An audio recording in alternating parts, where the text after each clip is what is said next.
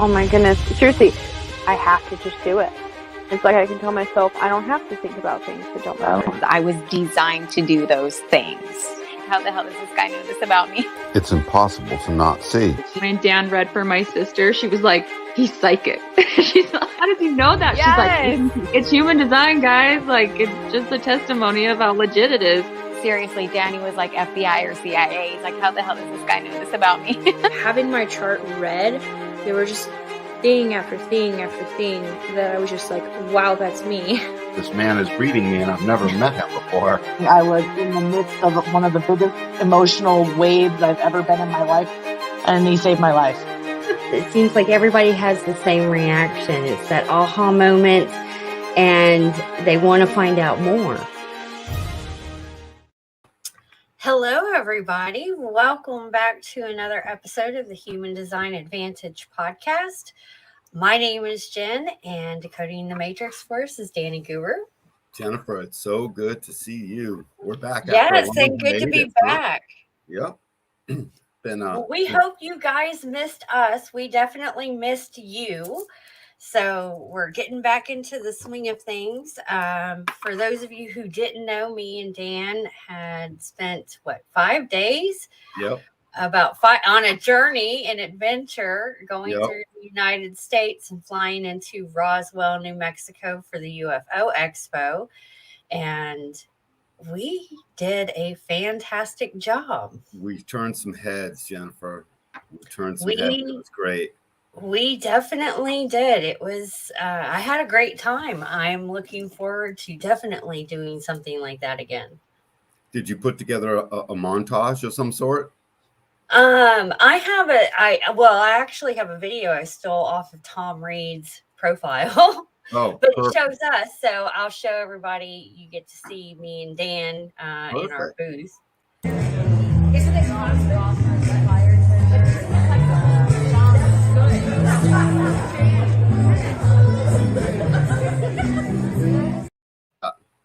That is short, sweet, and small. But somebody got us we were busy. Our booth was busy pretty much the whole entire time. If we were there was someone there asking about the alien technology we brought. Yes, that's exactly how we were waking people up, guys, was we were introducing them to their alien technology. And because it is alien technology at the end of the day. Yeah. And we're going to be touching on that a little bit today. We're in episode number 42, and we're going to be talking about the difference between our mind and brain connection. Yep. And our self-reflective personalities and consciousness. So that's what's running your avatar. And today is 3/19. 3/19. We're coming into a spring equinox, which technically in the astrology calendar, that is the beginning of the new year.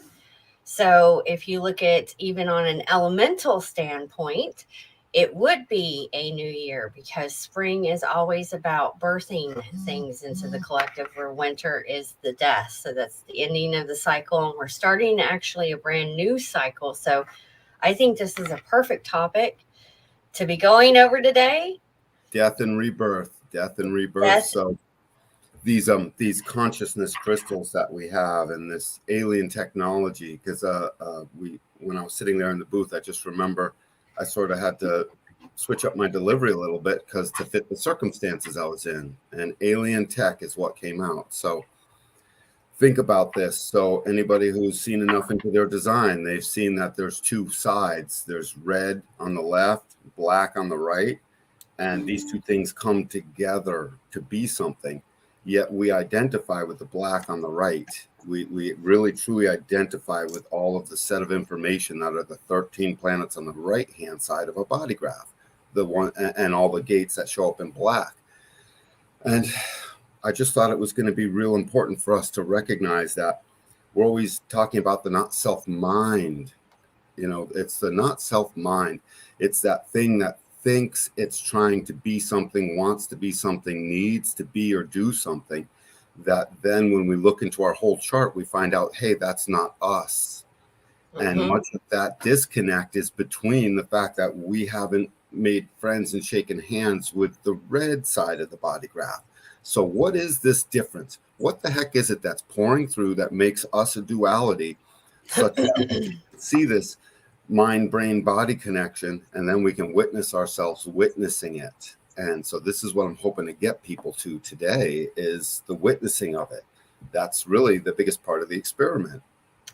That the not self theme is technically the shadow self. So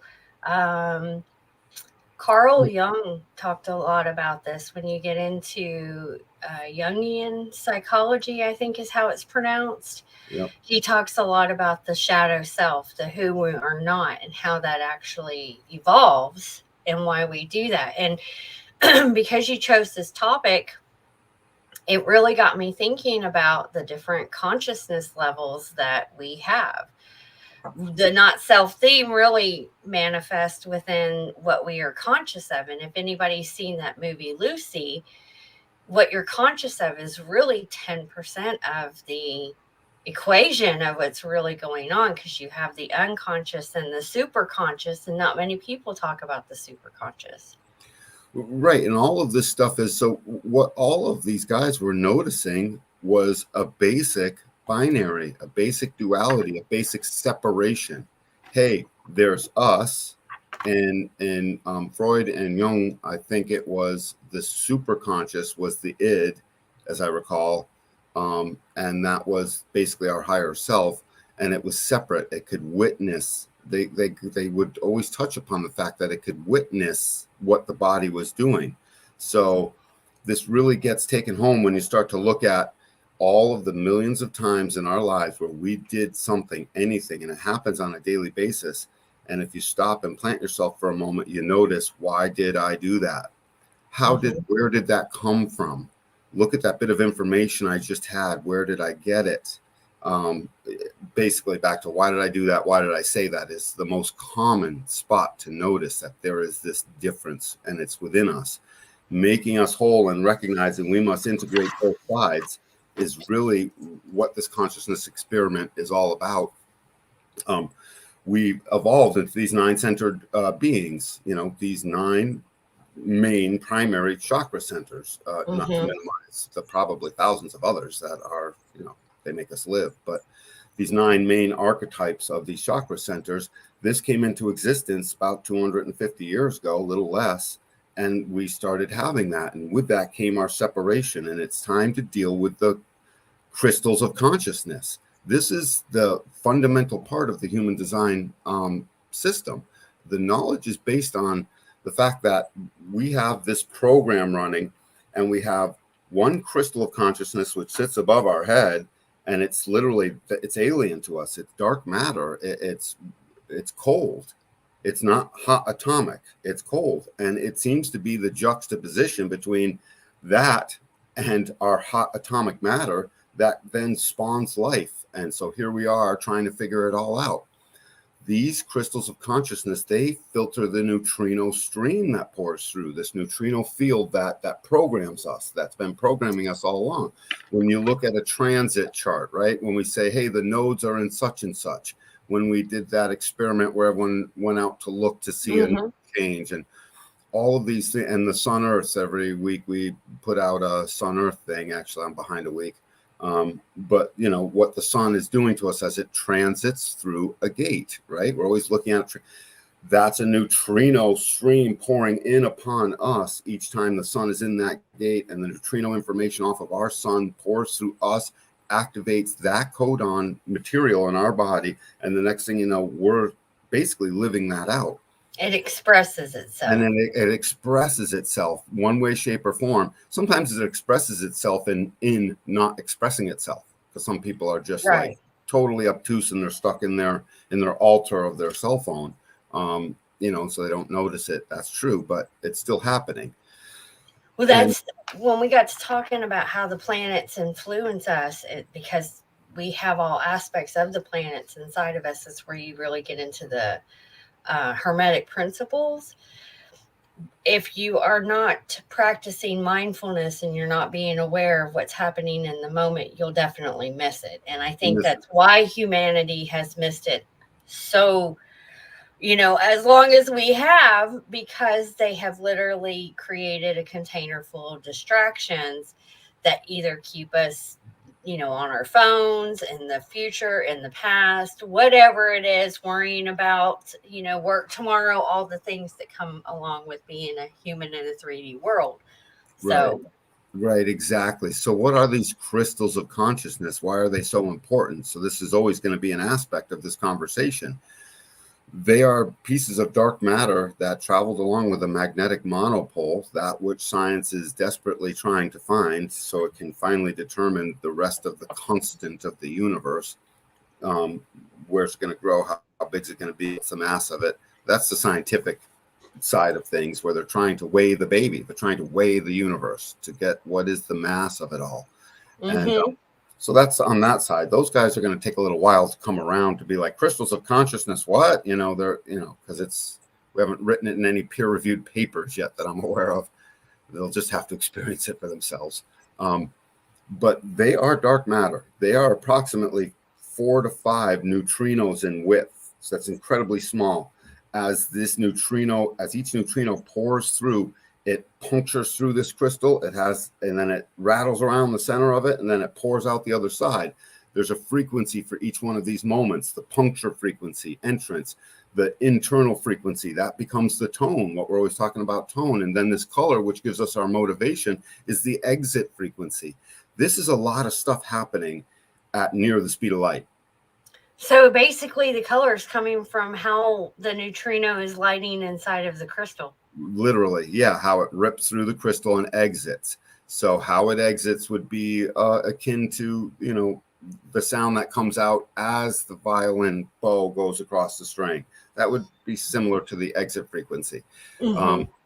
And so these are all a frequency. Everything's a frequency. We already know everything is moving and everything is vibrating if it's atomic.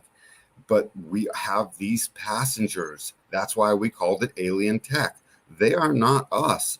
They're filtering the experience for us. And what happens is we get attached to the personality crystal of consciousness, that thing that comes in at the point of, it comes in before birth, but it's formatted at the point of birth. And that thing, again, it leaves when we die, and that's what reincarnates. That's what's been capturing life after life after life. I assume all the way down to when there was only bugs and cells. This thing has been capturing it, and it's been capturing the cold dark of space all the time before that.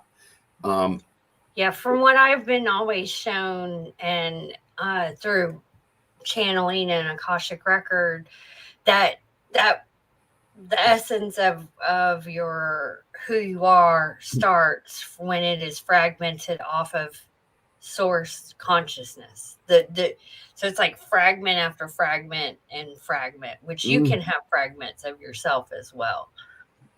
Absolutely. We seem to pull ourselves apart and then put ourselves back together over and over again. We're stretching out into the design, realizing we're something other than just what we think we are. Everyone who's listening has heard me say this over and over again. Hey, I think, or who you think you are. That who you think you are is the process of our personality thinking it's alone, thinking it thinks what we are, or what's supposed to be, or what's happening, not realizing, no, it's when you see the full experiment that you have 2 separate consciousnesses inside of you, 2 fully operating conscious, call it beings, conscious things working inside of you. You start to see the wisdom inside the human design system, and it's all the function of these crystals of consciousness. Because the second crystal of consciousness, if you've ever noticed in your body graph, why are the red set of information, those same planet symbols are there, but they're all different numbers than what is on the right side with the black set of numbers. They're 2 separate calculations, Jen. They literally have us, and they're completely different, separate from each other. The stuff on the red becomes the body's literal consciousness. That's why we interface with it through our strategy. When you inform people and check out as you make your impact, you start to see how is your body navigating and do you feel at peace? And then you recognize, oh my God, I was so this and that. And then suddenly I felt at peace. And you start to realize, oh, there's a difference. I can witness that taking place. That's because this mind, what we call our personality consciousness, that we label it mind. The brain is just part of the body. And mind is sort of separate from brain. Brain is it's a calculator. It's an amazing calculator. It's a 3D animated color calculator, it's more than a calculator. It is the key command center for all things.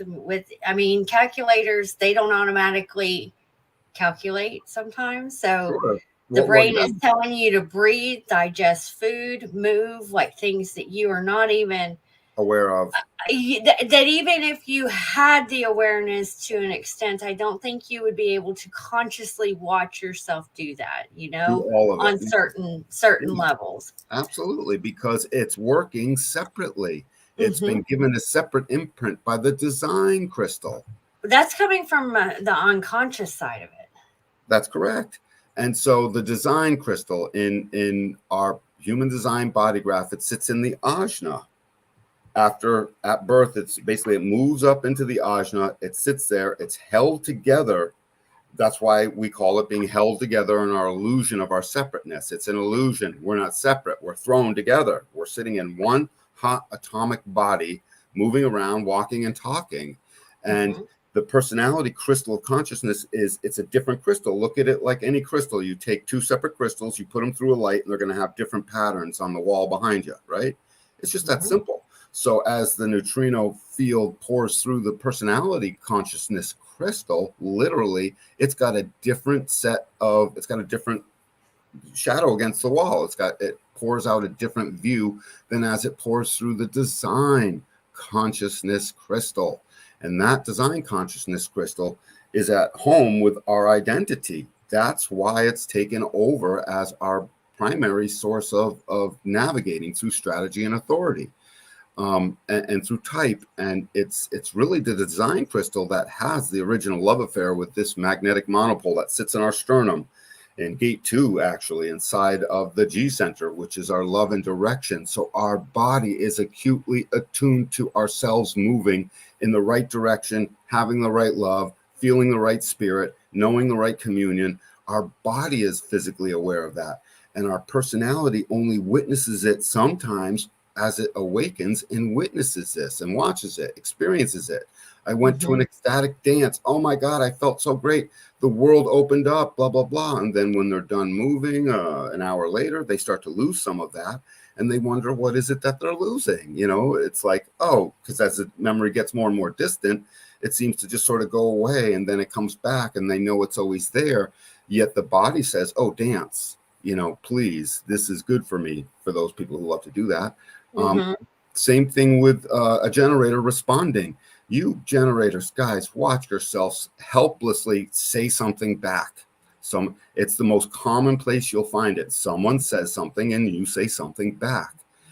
Watch all day long as that happens when you're like out and about one day, and witness how some of them are pressured by your mind and suddenly they delay the exit out of your expression. Now your mind is pressuring through basically the personality trying to figure out what it thinks it needs to say, versus the immediate responsiveness that comes out in the moment, even if you stuck your foot in your mouth. That's still what was true. And the feeling of having actually, that's a great place to see it too. Those moments when you feel like you stuck your foot in your mouth, right? Where you just I said a little too much. And suddenly you feel a slight embarrassment because what did you maybe just say? Witness, oh my God, I said that. And suddenly you start to recognize there's something else at work in me pushing consciousness out of me. And it's so important we start to recognize this distinction because they're only a split second apart. That's the thing. And so they're so close together that if you're not paying attention, you miss it your whole life long.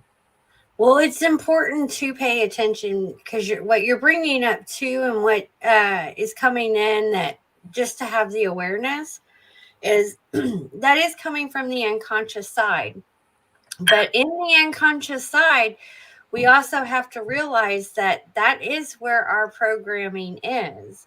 So is it the programming that is pushing through, or is it really your higher self or the energy pushing through? Well, go ahead.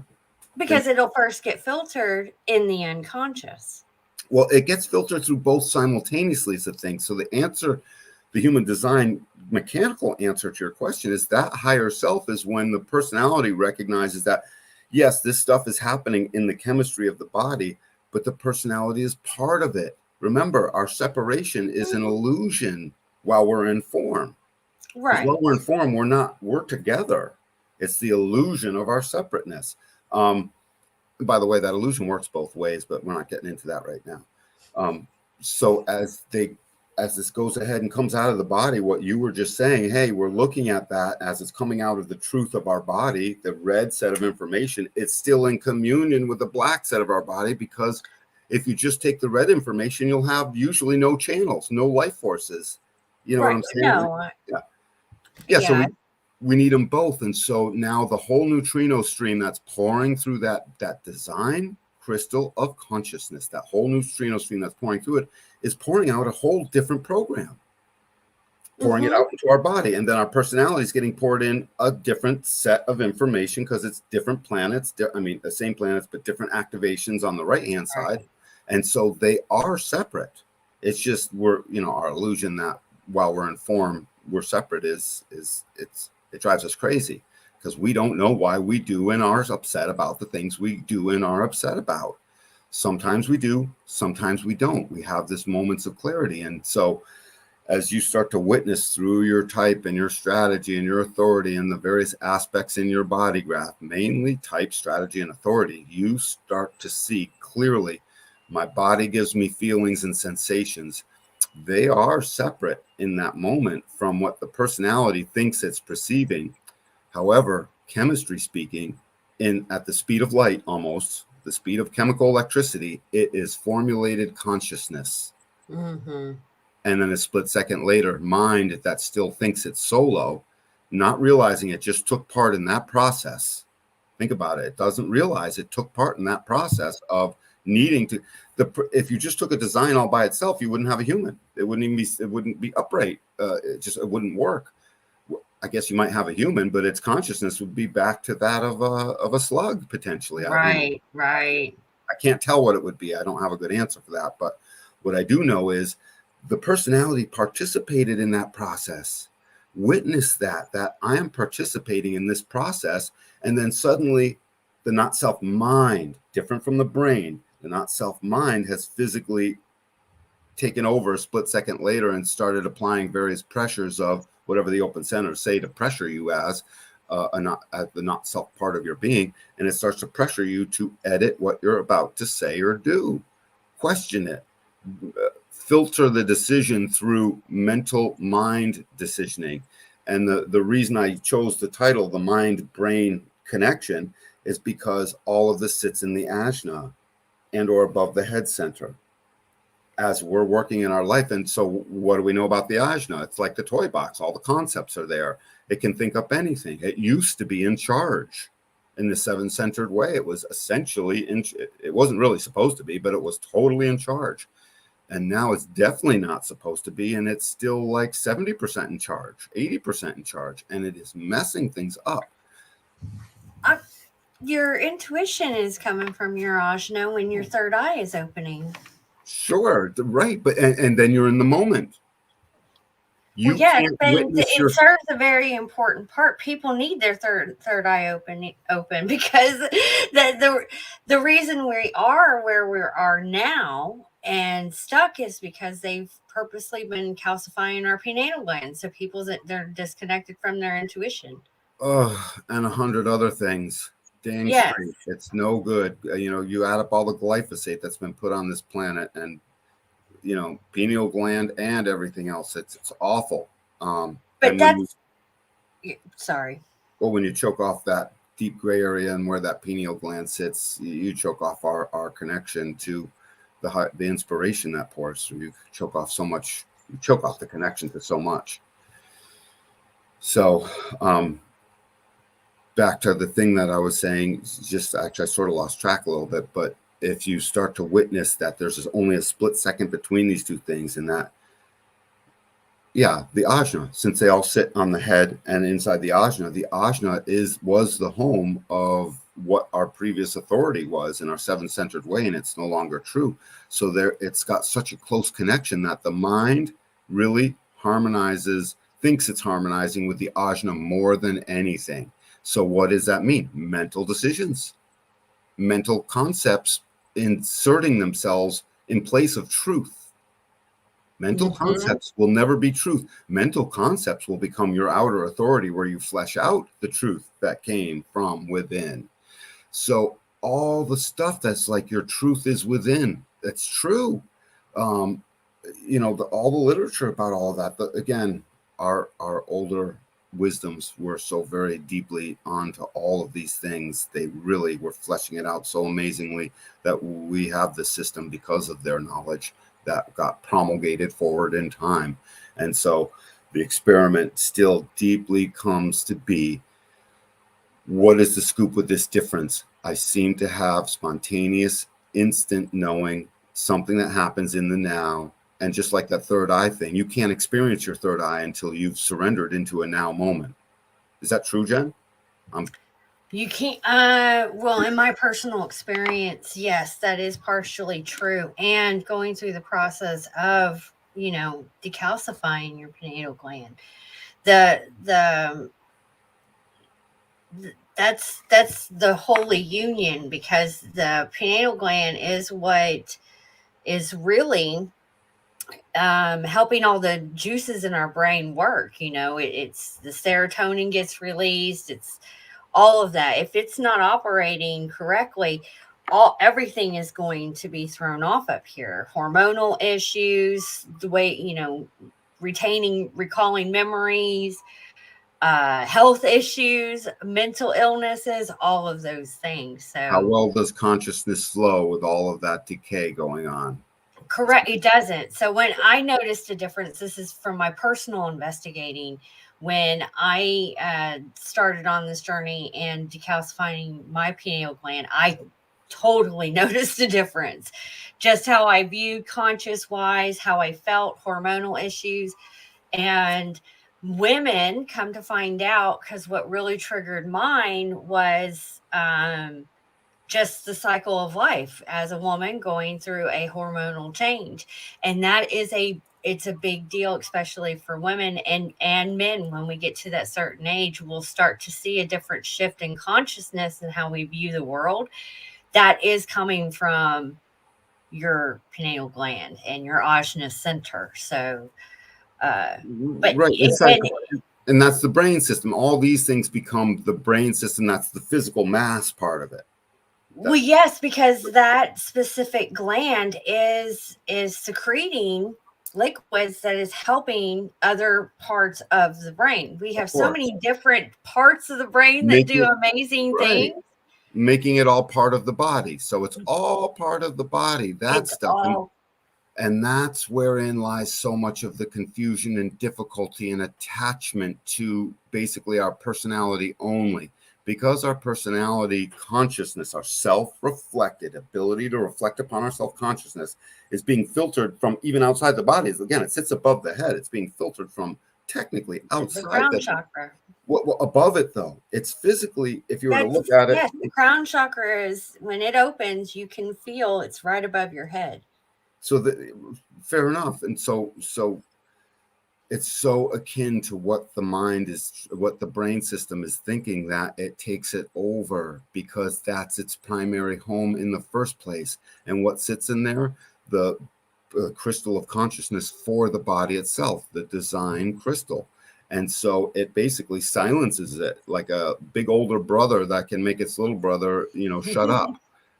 Don't tell mom, type thing. And so basically that's what it's constantly doing. It's like, don't tell mom.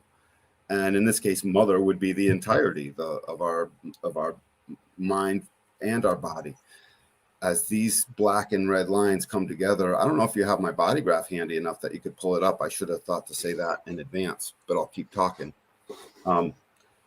As this mind connection comes in, and our personality crystal of consciousness is filtering all those black gates worth of information on the right-hand side of your body graph. That becomes who you think you are. And it is a split second away. It's a split second delayed from who you really are.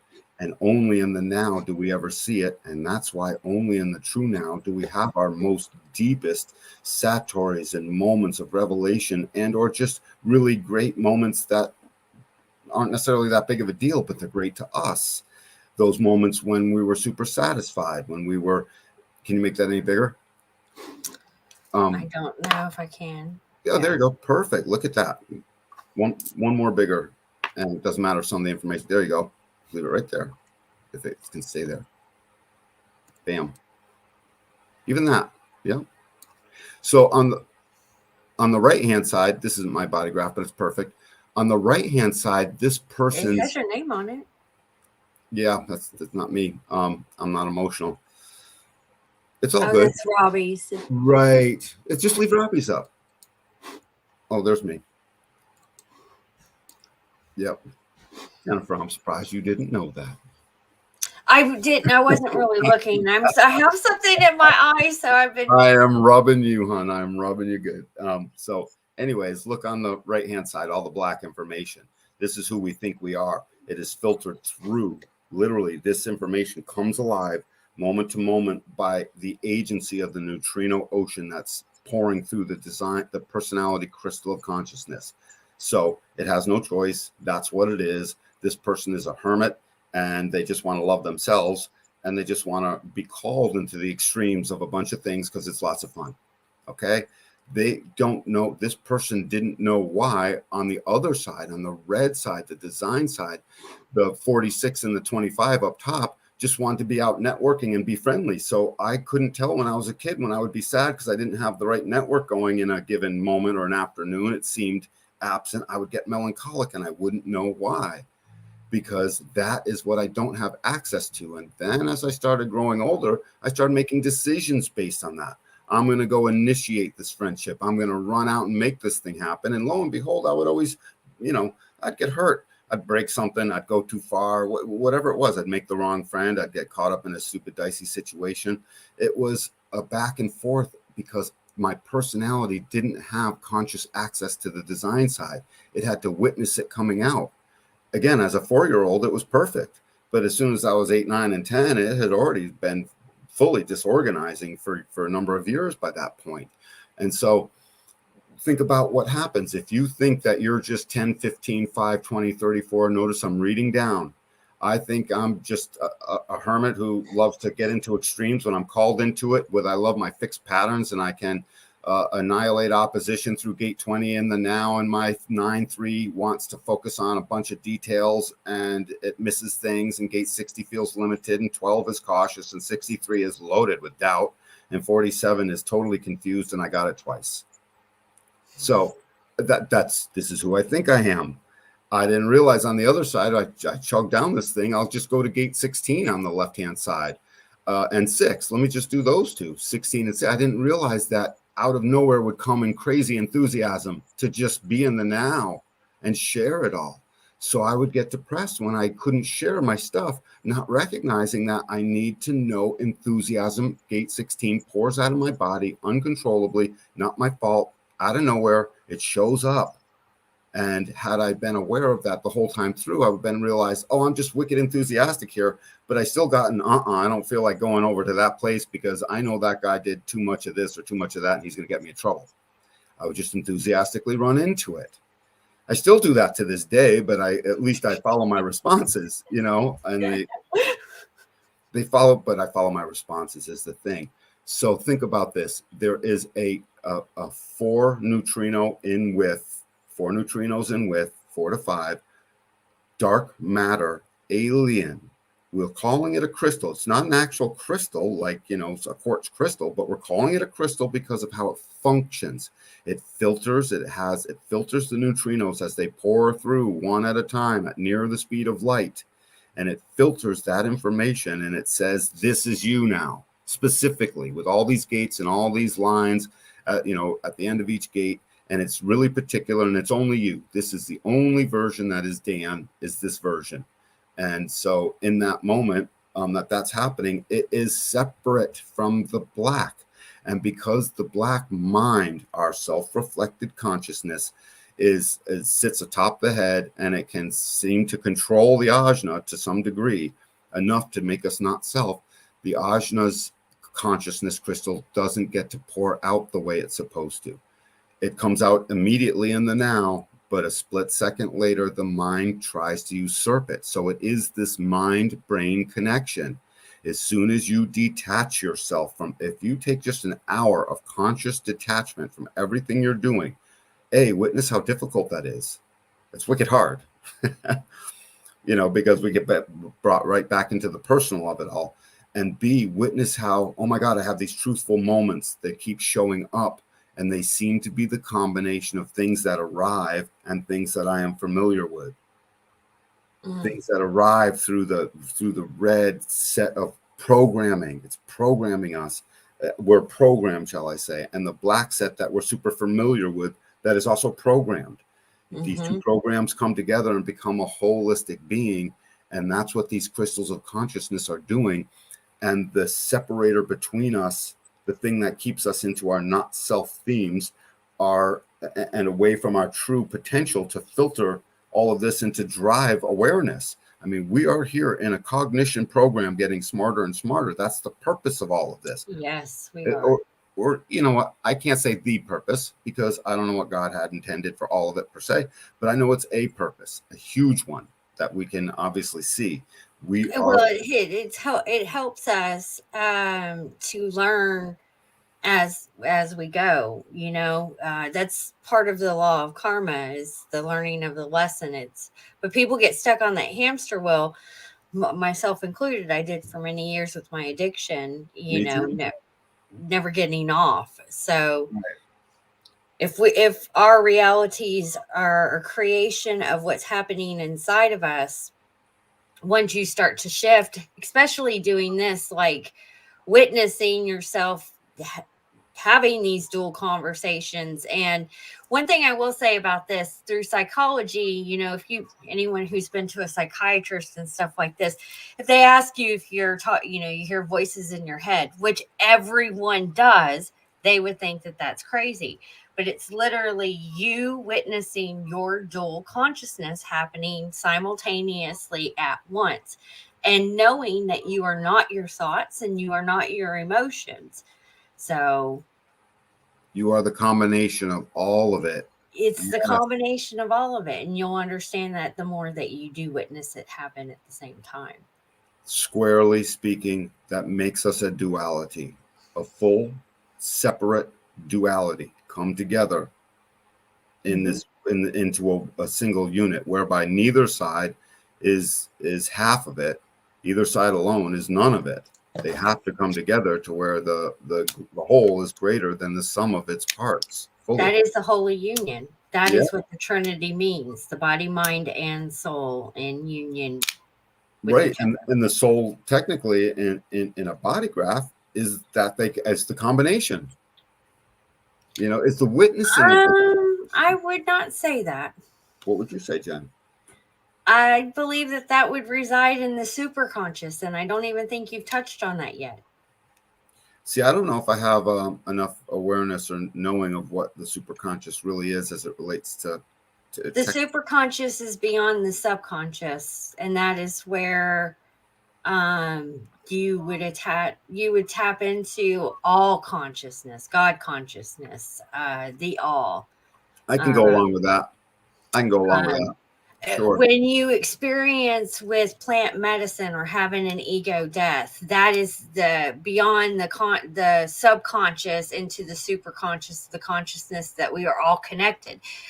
Right now, we're still talking being separate because it's just a fragment of that conscious, but the superconscious really connects us to all.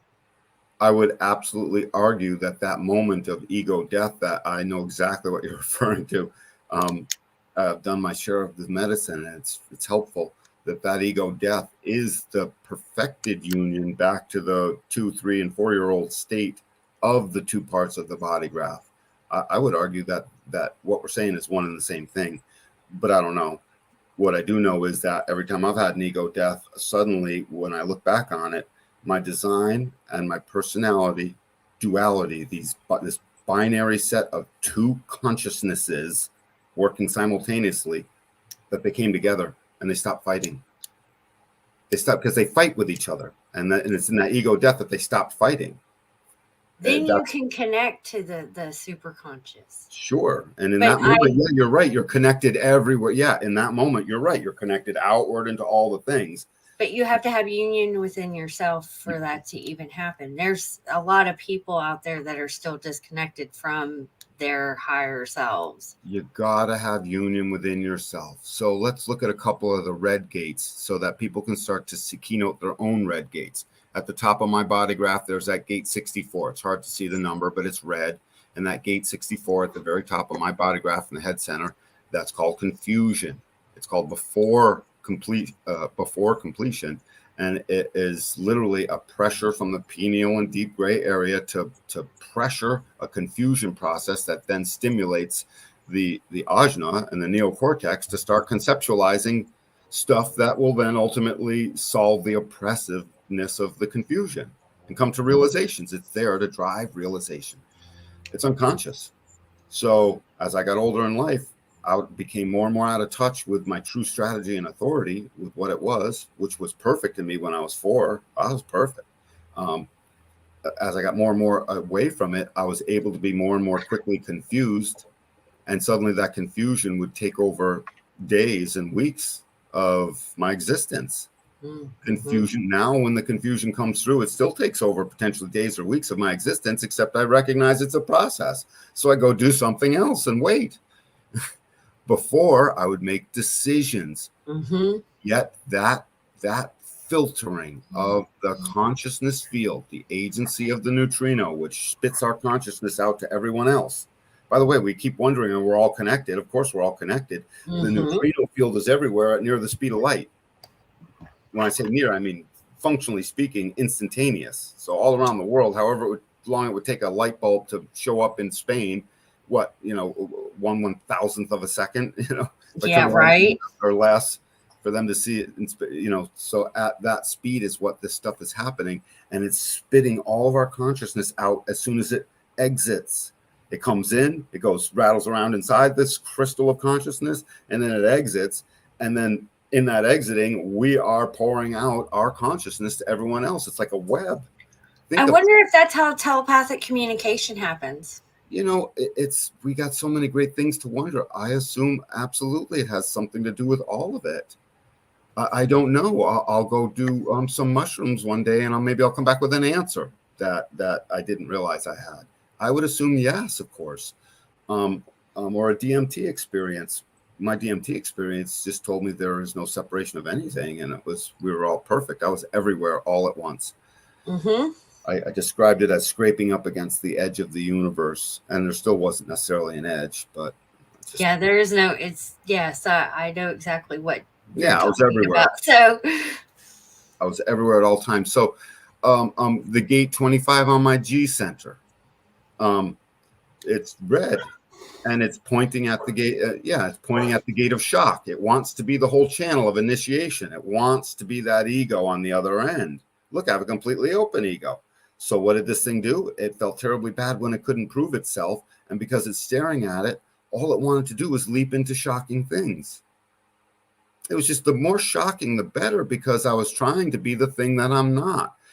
And that would get me in plenty of trouble. But plenty of times, again, it took a while to be fully conditioned away from my nature. So there was plenty of times when that sudden in the moment leap into something shocking was perfect for me. I was maybe with the right people. I was doing the right thing. It was fun. Plenty of times it wasn't. And I couldn't tell thereafter, why did I get carried away into that thing? And then suddenly confusion. And now it's only my personality buzzing along as my primary awareness, not aware that what's going on the other side. I can't make a decision to save my life. Now that I can witness it all, I actually am able to watch my own brain think things. And I'm like, well, that was interesting.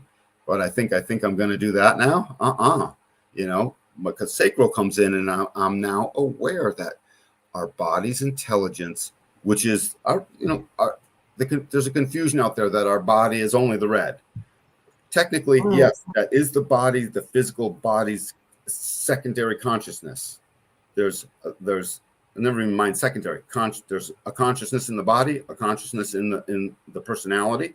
They come together, two separate consciousnesses, and to know that that what's on the right hand side is physically needing to talk to the left hand side is what keeps escaping us, and it's that split second. It happens in a moment. It happens in the moment immediately, and at that point in time, the black set of information is the body.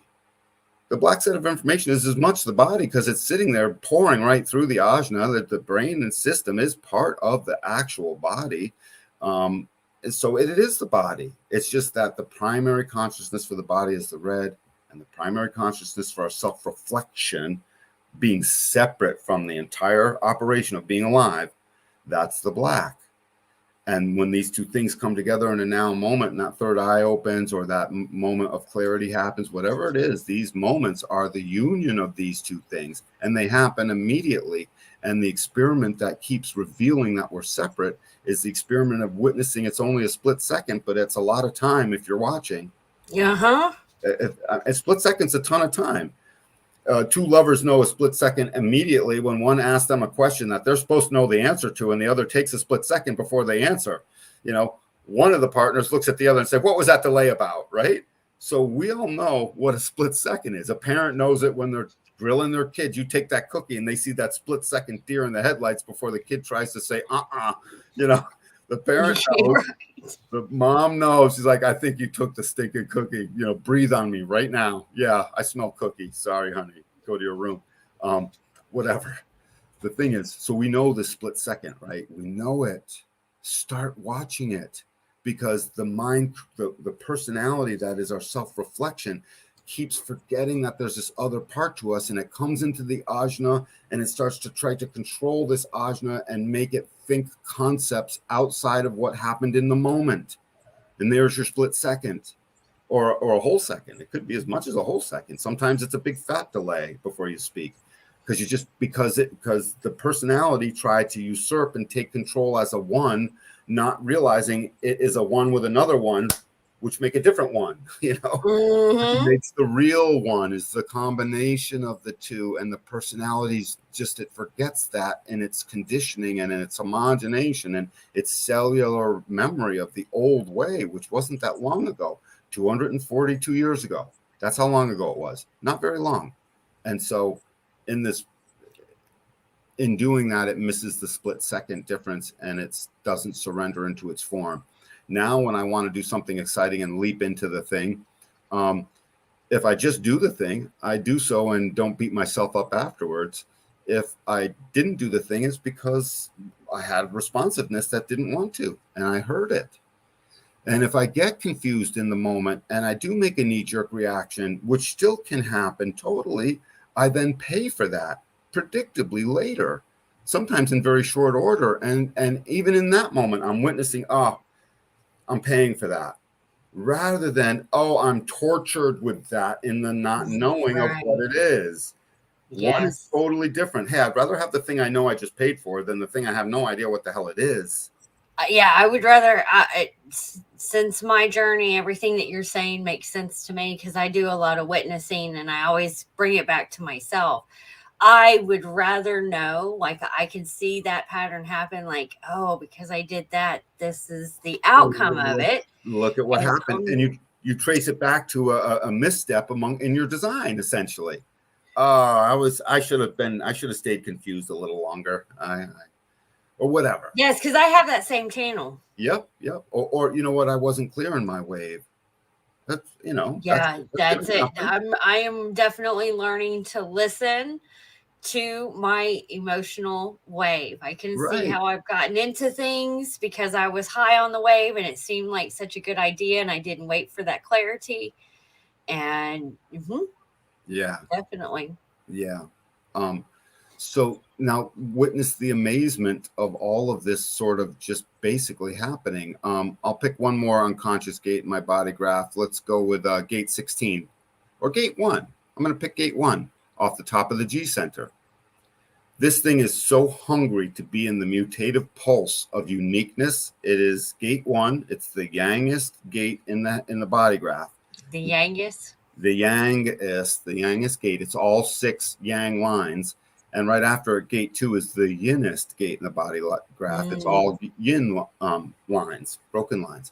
And so this yang force, it just wants its creative inspiration to be poured out in the world, and it wants to be different, and it wants to be unique. And the older I got, the more I would do crazy, stupid stuff to stand out.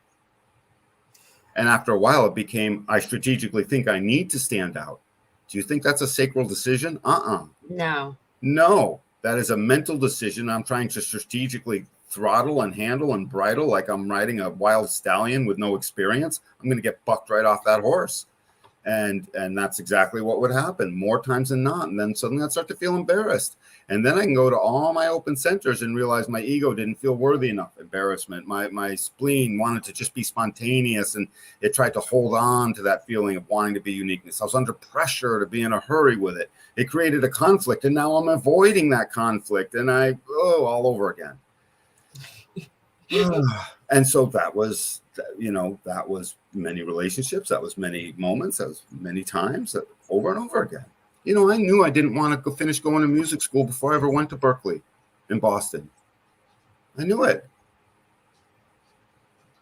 3 years of my life in Berkeley. Now that I did it, I'm glad I did it. It was great, blah, blah, blah. But I'm just telling you, I was aware from the moment I started even, going to Berkeley in Boston that this isn't going to be for me. And I sort of had an idea as to why, but I had the responsiveness. Right.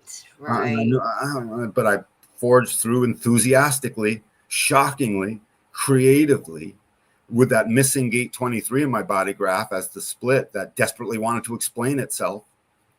And so desperately under pressure to explain myself, my creativity wanted to pour through enthusiastically, and I shockingly jumped. Over and over again. That's a beautiful keynote of Dan. My mother would agree with that. You should play this clip for your mom. I would love to. Hi, Mom, I love you. You would agree with that assessment, I would think. So had I been aware that, my nodes in my body graph, the nodes on the left-hand side, 16 and 9. You see that over there on the left? Yeah. This is our trajectory. I can count on that guiding my progress through life. I can count on that guiding a direction, like a road, literally like a Surrey, you know what I mean? A navigation. It pushes a direction. And so that direction is always going to be called into something enthusiastic that I can be hyperly focused on all the details too. Sound familiar? Mm-hmm. Yeah, well, I would get nervous that I don't know about all of this hyper focus on the details, and is it going to be too many details? And I don't know, and I didn't realize that this would push me. Had I known and my parents been able to educate me from a young age, I would have realized, I'm being pushed in this direction that if you go over to the other side, look at gate 20 and gate 34 in the nodes. When you add all these nodes up, I want to be busy right now universalizing that which I am called into as enthusiasm with all the details. I would like to, like a phoenix, push all those details out into the world as soon as I possibly can, enthusiastically. That's a way for me. And had I known that fully, I could have constantly kept recognizing that I have two separate consciousnesses. One shows up over and over and over again. One is sitting there waiting for the other to show up over and over again, and that the personality self-reflected consciousness is fully dependent upon the independent consciousness, which is the body. The body's consciousness is independent. Now, I'll prove it to you. If you give you a frontal lobotomy, your body will still live just fine if someone feeds it, right? We can we can scramble that soup upstairs in your brain cavity, and the body will be like, well, I'm dumb, but if someone's feeding me, my body will live. And it'll have its responses too, to heat and to things and to whatever stimuli it doesn't like. So one is dependent upon the other, and the independent is immediate. The independent design crystal of consciousness is pouring that consciousness out independently, immediately, over and over again, as a response, as a sudden knowing, as a chemistry. No matter what your type, that chemistry moves immediately at the speed of chemical electricity.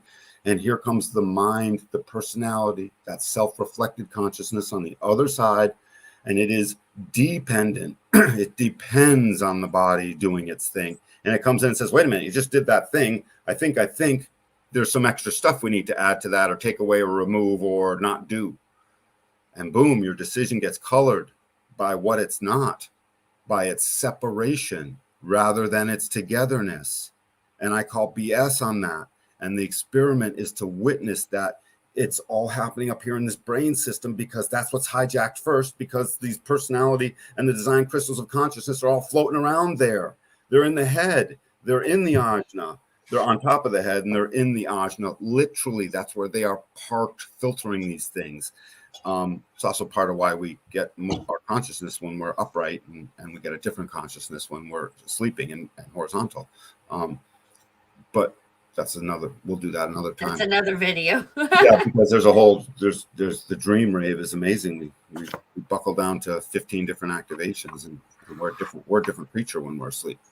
But anyways, you start to witness that there's a separation, there's a delay, and it feels like mental pressure.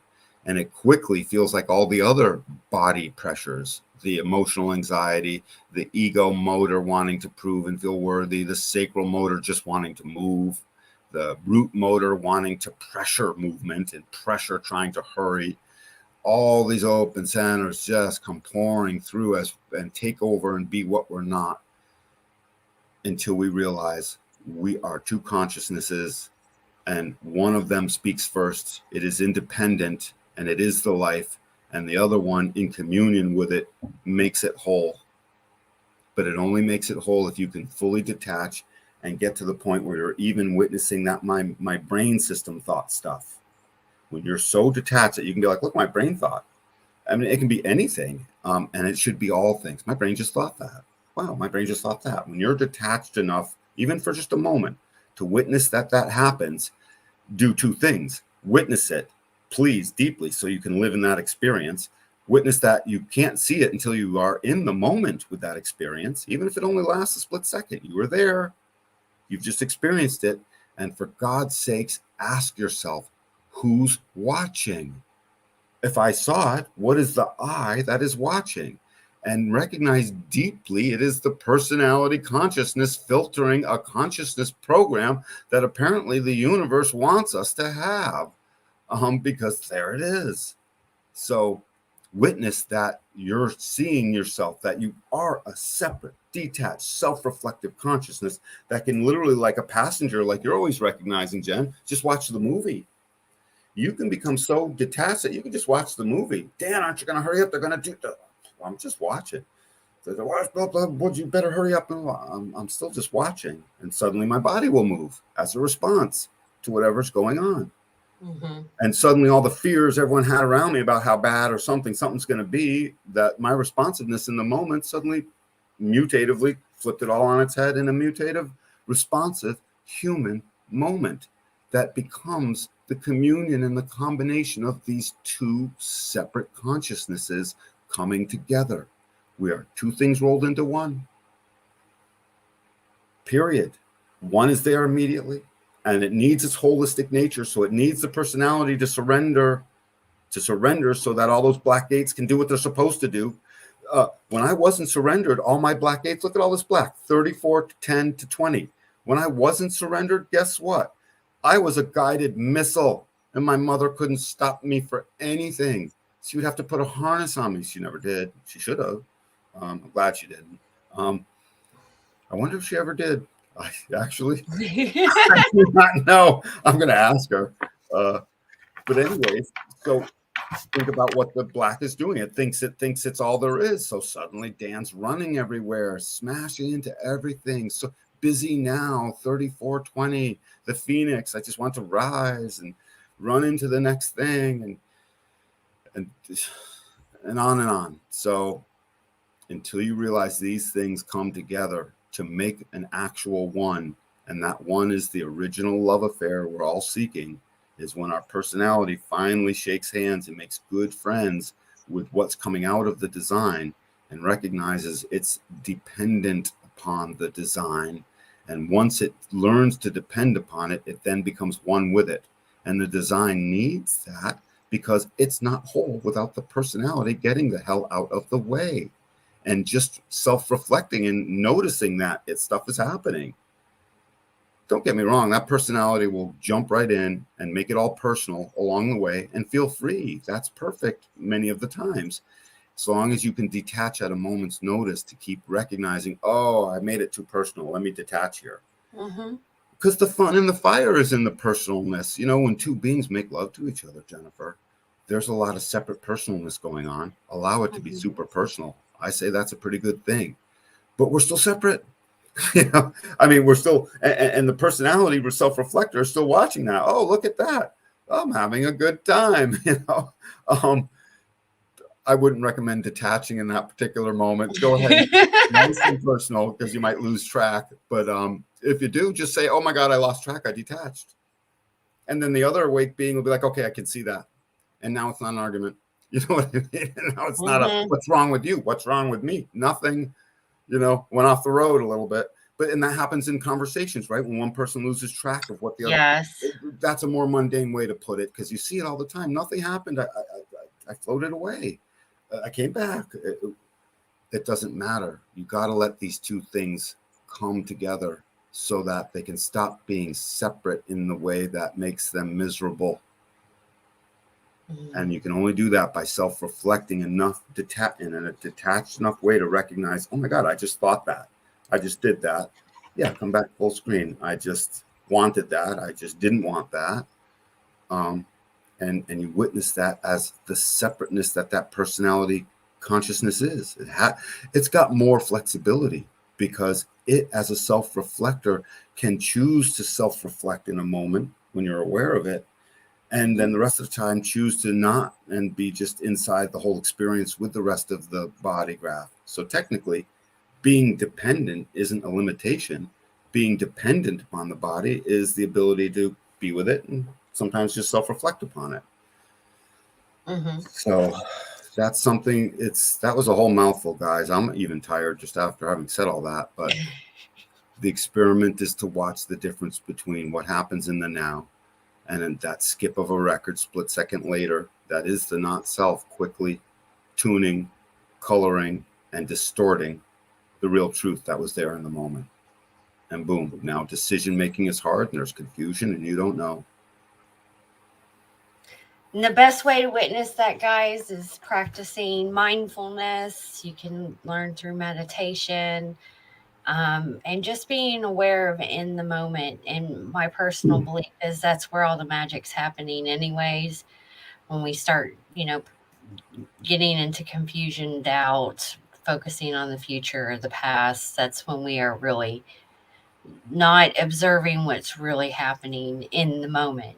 And it does take, it's not something easy to do, but it takes practice and skill.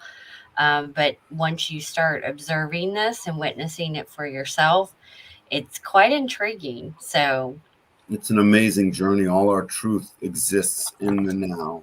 Everything else is some pontification upon it.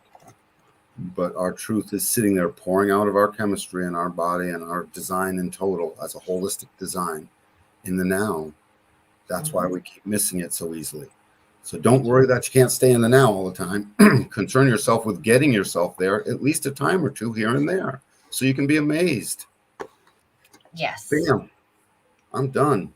All right. Well, thank you. I hope everyone enjoyed, and we will see you on Wednesday night.